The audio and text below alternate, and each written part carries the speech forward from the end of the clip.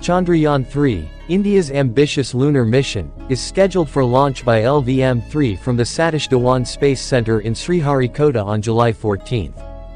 Chandrayaan-3 is essentially a follow-on mission to Chandrayaan-2 to demonstrate end-to-end capability in safe landing and roving on the lunar surface. It consists of lander and rover configurations. The launch window opened on June 12. If successful, India will become the fourth country to achieve the remarkable feat of landing a spacecraft on the moon's surface.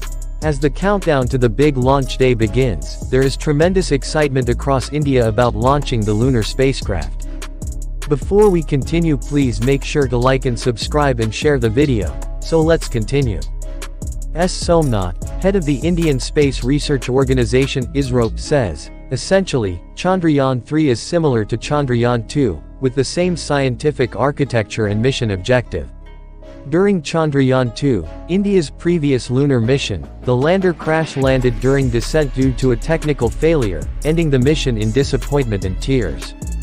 As a successor to Chandrayaan-2, Chandrayaan-3 has undergone a few changes to increase the robustness of the lander. He said all these modifications have been subject to exhaustive ground tests and simulations through test beds. While the equatorial front side of the moon has been studied in great detail, and there is a wealth of information about lunar surface topography, gravity, albedo, and chemical and mineral composition, many gaps remain in our understanding of the moon. A major gap is related to the lunar polar regions, which the earlier moon missions did not observe. Is there hydrogen or water ice deposited on the permanently shadowed region of the lunar poles where temperatures can be as low as -230 degrees Celsius? Chandrayaan-1, India's first orbiter mission to the moon launched in 2008, was designed to seek answers to such questions. Despite a hard landing that crashed its Moon Impact Probe (MIP) near the lunar south pole, Chandrayaan-1 conclusively provided evidence of water molecules on the moon. Apart from the MIP, which crashed on landing, all the other experiments part of the Chandrayaan-1 mission were conducted from the orbiting spacecraft, where Chandrayaan-2 marked a big step forward. Launched onboard India's most powerful rocket, the GSLV Mk3, the Chandrayaan-2 mission attempted to study the southernmost realm of the far side of the moon at close quarters with help from lander, Vikram, and robotic rover, Pragyan.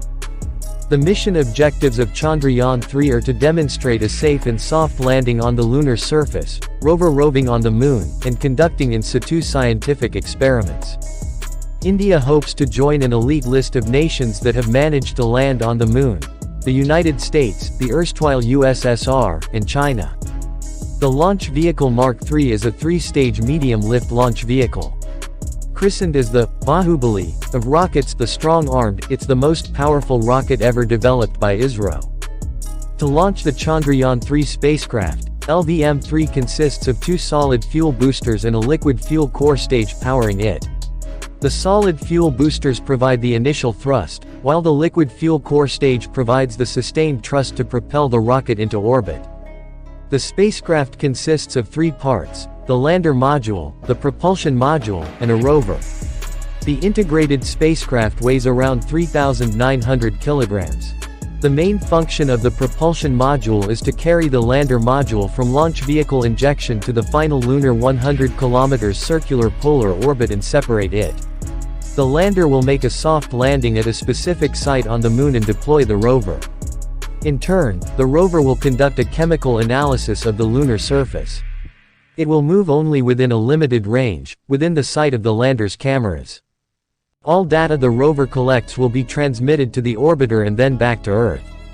ISRO is targeting a soft landing sometime in the middle of August. Landing dates are determined based on the availability of sunlight at a particular landing spot. Sunlight is essential for the lunar lander and rover to utilize their solar panels and generate power. ISRO has designed the Chandrayaan-3 lander rover to function for 14 Earth days, which amounts to 1 lunar day. After that, there will be a period of 14 Earth days of darkness at the landing site, so the rover and lander will not be able to recharge their batteries during that period. While there have been several moon landings, Chandrayaan-3 will be the first to land on the moon's south pole. A successful landing of Chandrayaan-3 on the Moon's south pole will demonstrate India's technical prowess and spacefaring ambitions. The soft landing that is being aimed involves separation from the orbiter through a series of complex maneuvers. This is the more challenging part of the mission. Extreme surface temperature variations because of the length of a lunar day and hostile surface full of craters, rocks, and dust make it difficult to conduct lander and rover operations. China's moon mission, Chang'e 4 feet, was the first to land on the lunar far side within the South Pole Aitken Basin. Although both the Chang'e project and Chandrayaan moon missions are attempting to explore the far side by soft landing, there are some differences in their scientific aims.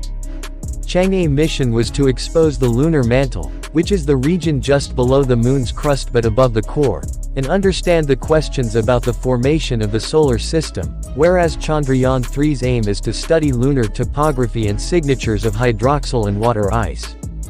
The lunar South Pole has long held the interest of scientists and space experts because there is a possibility of water there.